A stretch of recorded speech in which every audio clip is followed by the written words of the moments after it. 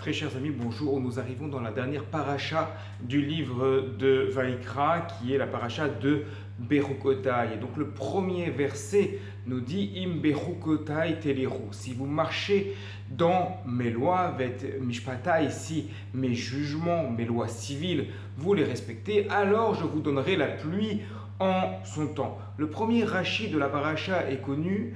Et il veut nous dire à quoi fait référence Imbechokotai Teleru, si vous marchez dans mes lois, puisqu'on a déjà dit juste après, si vous observez mes commandements, mes mitzvot, ici quel est ce rapport entre mitzvot et rukim? Habituellement, on comprend des mitzvot comme étant des lois rationnelles, des lois qui, si elles n'avaient pas été données dans la Torah, auraient pu être comprises par nous-mêmes. C'est pour ça que nous avons employé tout à l'heure le terme de loi civile, alors que des rukim, on entend cela comme des lois qui sont liées directement à Dieu, dont le sens n'est pas forcément évident. Alors Rashi répond, et si vous êtes amelim batorah, ça veut dire si vous étudiez la Torah en vous fatiguant. Si vous étudiez la Torah en vous fatiguant, alors vous pourrez observer correctement les lois de la Torah. Donc cette idée de amal, de fatigue, de difficulté dans l'étude, c'est cela que Rashi met en avant. Et le Maharal de Prague, dans son commentaire, le Gourarié sur Rashi, explique c'est pour cela qu'il y a le terme téléroux, si vous marchez.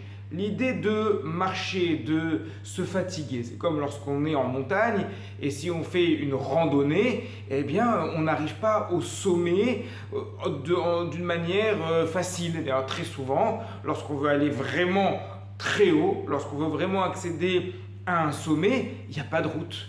On ne peut pas y aller en voiture. Alors on peut aller dans certains endroits qui sont très jolis avec la voiture, on pose la voiture, mais si on veut vraiment monter, eh bien, au bout d'un moment, les endroits les plus beaux, les plus magnifiques, dans lesquels il va y avoir le meilleur air, la meilleure vue, il va falloir poser la voiture, il va falloir se fatiguer, il va falloir marcher. Et une fois qu'on arrive en haut, une fois qu'on est exténué, une fois qu'on est fatigué, alors là, on se retourne, on regarde la vue, et là, on est tout simplement subjugué, ébahi par les merveilles d'Akadosh Baruch Hu.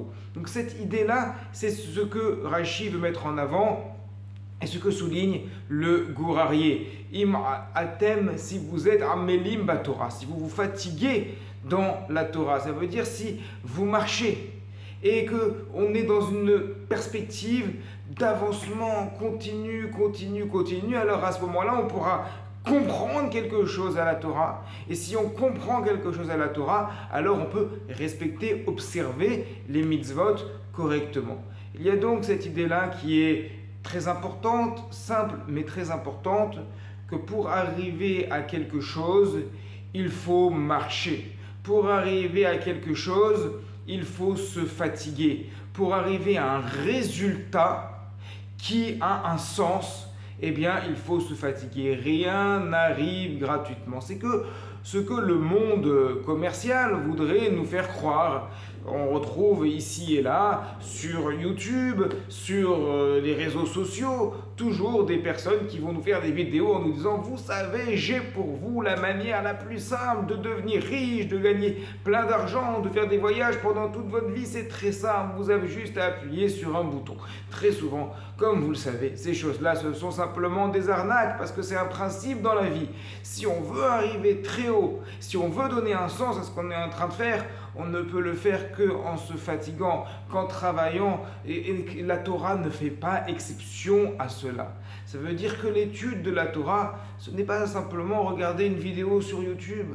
L'étude de la Torah, ce n'est pas simplement venir à la synagogue, écouter un cours, trouver cela sympathique, on sort de là avec le sourire, c'est bien. Non, la véritable étude de la Torah, c'est se fatiguer pour essayer de comprendre, prendre du temps, se casser la tête. Alors pour les hommes qui ont cette mitzvah, il faut se dire, bien, quand on veut étudier la Torah, on ne va pas simplement venir d'une manière passive, juste pour écouter, comme si on allait à un spectacle. Non, il va falloir trouver à étudier, trouver à se fatiguer, à faire chazara, à répéter ce qu'on a vu régulièrement, à préparer ce qu'on va voir. Et pour les dames, eh bien, il faut pousser les maris vers le Beth Midrash en leur disant « va te fatiguer ». va te fatiguer. Moi, je me fatigue déjà beaucoup à la maison. Eh bien, toi, va te fatiguer pour étudier la Torah. Et alors, à ce moment-là, on pourra tous monter ensemble. Shabbat Shalom à toutes et à tous.